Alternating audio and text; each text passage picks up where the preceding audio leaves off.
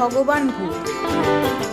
মহারাজ কৃষ্ণচন্দ্রের রাজসভায় গোপাল ভাড়ামি করে মহারাজকে পরিতুষ্ট করত।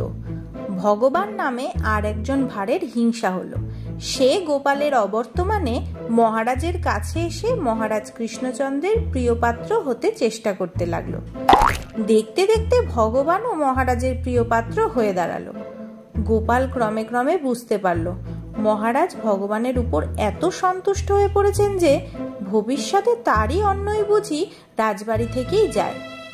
গোপাল স্থির করলে বেটা ভগবানকে তাড়াতে না পারলে কোনো রকমে তার মঙ্গল হবে না। যাতে আগামীকাল থেকে ভগবান রাজসভায় ঢুকতে না পারে তার চেষ্টা করতে হবে। পারিষদরা দল বেঁধে পরামর্শ করলে ভগবানকে আর রাজসভার মধ্যে প্রবেশ করতে দেওয়া হবে না। সকলে মিলে মন্ত্রণা করলে দাড়িকে ডাক, যাতে কাল থেকে ভগবান আর রাজসভায় প্রবেশ করতে না পারে। তাই হলো।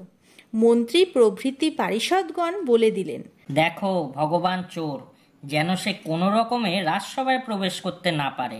মহারাজের আদেশ। দাড়ি বললে, আপনাদের আদেশই শিরোধার্য। পরদিন প্রভাতে ভগবান রাজবাড়ির দ্বারে আসতেই দাড়ি চোর, দাড়ি বদমাস প্রভৃতি গালিগালাজ করে দূর দূর করে তাড়িয়ে দিল তাকে। ভগবান আর কি করবে, অগত্যা কাঁদতে কাঁদতে বাড়িতে ফিরে এলো। একদিন দিবা অবসান হতে চলল। রাজসভা সেদিনকার মতো ভাঙে ভাঙে। তখন মহারাজ কৃষ্ণচন্দ্র জিজ্ঞাসা করলেন, তাই তো, আজও ভগবান কেন এলো না, তোমরা কেউ জানো? পাত্রমিত্রগণ বললেন, তাও বুঝি শোনেননি? ভগবানের অবস্থা শোচনীয়, জ্বর বিকারে বেহুশ হয়ে পড়ে রয়েছে, সেই জন্য সে আজও আসতে পারেনি। কৃষ্ণচন্দ্র বললেন, আমিও তাই ভাবছিলাম যে হঠাৎ ভগবান কোথায় অন্তর্হিত হলো।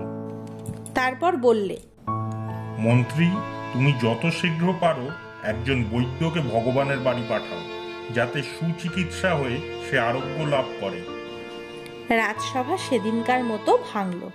রাজদেশে একজন বিজ্ঞ বৈদ্যকে ভগবানের বাড়ি পাঠানো হলো।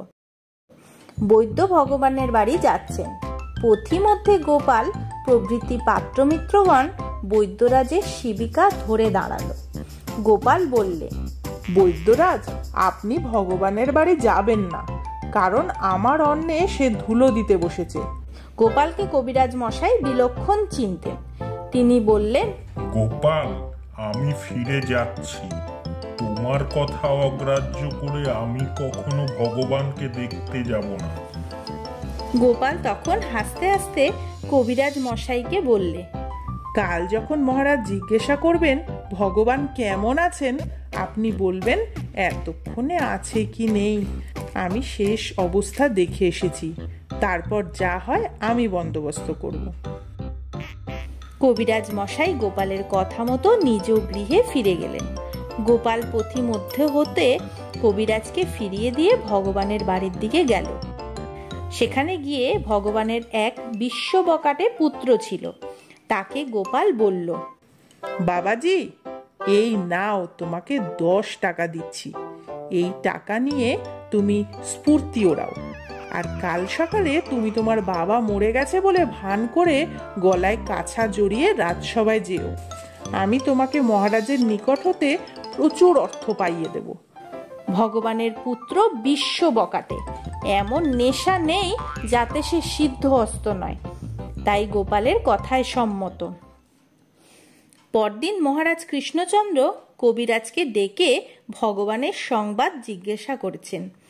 এমন সময় ভগবানের পুত্র গোপালের কথা মতো গলায় কাছা দিয়ে রাজসভায় উপস্থিত হলো এবং কাঁদতে কাঁদতে বলতে লাগলো, মহারাজ, আমার পিতার মৃত্যু হয়েছে, হাতে এমন কিচ্ছু নেই যে হবিষ্যি করব, শ্রাদ্ধ করা তো দূরের কথা।